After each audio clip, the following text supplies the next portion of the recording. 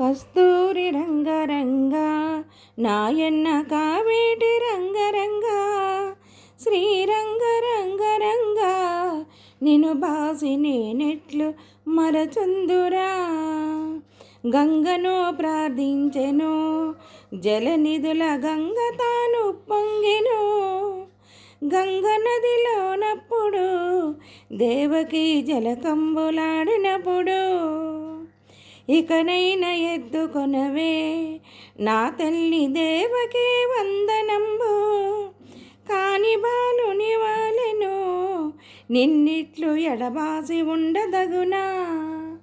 కస్తూరి రంగరంగ నాయన్న కావేటి రంగరంగ శ్రీరంగరంగరంగ నిను బాసి నేనెట్లు మరచుందురా.